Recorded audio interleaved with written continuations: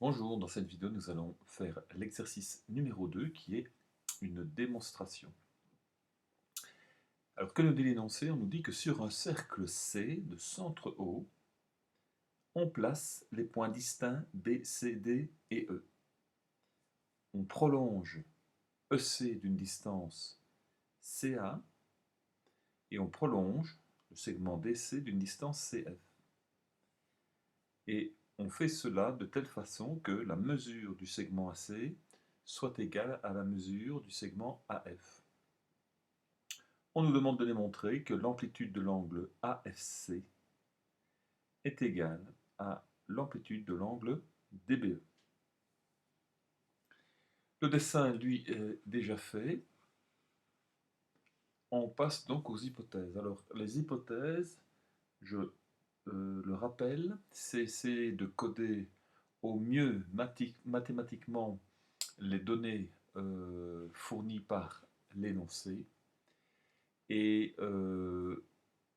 si quelqu'un lit les hypothèses, il doit être capable de reproduire ce dessin-ci.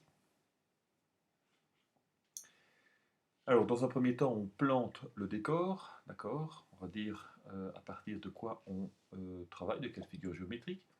Donc ici, on a un cercle C de centre O. Alors, on a 4 points qui sont situés sur ce cercle de centre O, donc les points B, C, D et E.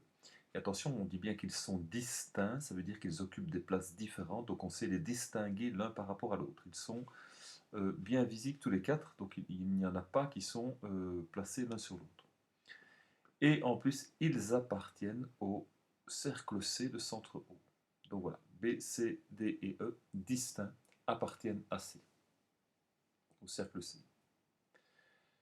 Alors, on voit que on va prolonger en fait le segment CE, d'accord, pour obtenir le segment AE.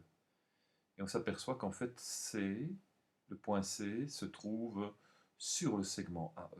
Donc, mathématiquement, mais que C appartient au segment AE. De même que C appartient au segment DF. Donc on a prolongé le segment CD, voilà, jusqu'au point F. Et bien C se trouve sur ce segment.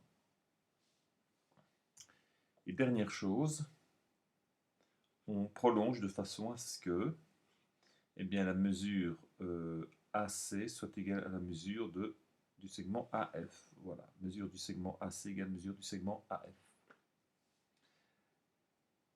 La thèse maintenant, ben, la thèse c'est ce qu'il faut démontrer, et donc elle est ici, d'accord, il suffit de la recopier. La mesure de l'angle AFC est égale à, enfin, l'amplitude de l'angle AFC égale à l'amplitude de l'angle DBE. Voilà ce qu'il faut démontrer.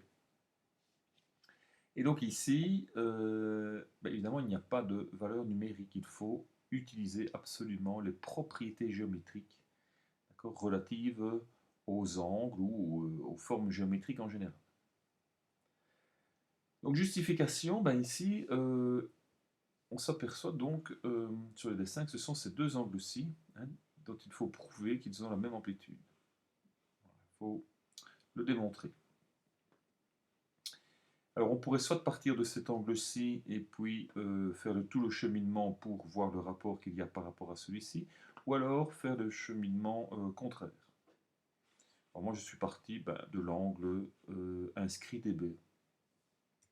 Alors on dit déjà dans quoi on va travailler. Hein. Eh bien on travaille ici dans le cercle C de centre O pour le moment.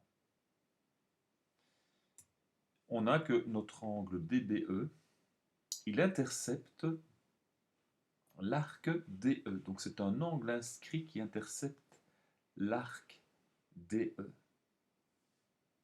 Alors est-ce qu'il y aurait un angle qui aurait la même amplitude que lui, d'accord, parce qu'il intercepte le même arc, ou alors est-ce qu'il y aurait un angle au centre qui aurait le double de l'amplitude parce qu'il intercepte le même arc? Ici on s'aperçoit que l'on a cet angle inscrit DCE qui intercepte l'arc DE, donc le même arc. Et donc, on peut dire que l'amplitude de l'angle DCE est égale à l'amplitude de l'angle DBE, car ce sont deux angles inscrits qui interceptent le même arc de cercle DE dans le cercle C de centre O. Et attention, il faut vraiment bien être précis. Ça a la même amplitude parce que donc, ils sont des angles inscrits qui interceptent le même arc dans le même cercle.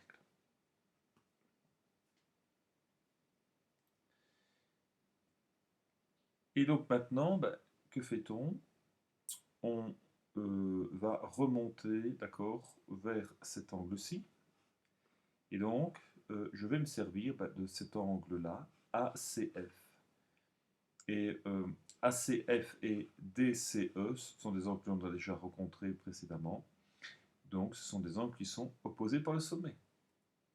Et des angles opposés par le sommet ont la même amplitude. Donc, l'amplitude de DCE est égale à l'amplitude de ACF, car ce sont deux angles opposés par le sommet. Maintenant, voilà, je suis dans le triangle ACF. Et donc le triangle ACF, sachant que les côtés ici sont de même longueur, c'est dit dans les données de départ, dans l'énoncé de départ, puisque les longueurs AC et AF sont les mêmes, alors on en déduit que le triangle ACF est isocèle en A. Et s'il est isocèle en A, eh bien alors les angles à la base ont la même amplitude. Donc l'amplitude de l'angle AFC est égale à l'amplitude de l'angle ACF, car ce sont deux angles à la base d'un triangle isocèle. Donc on a fait tout le cheminement ici, voilà, cet angle-ci, qui a la même amplitude que celui-là, même amplitude que celui-ci, et même amplitude que le dernier que l'on vient de voir.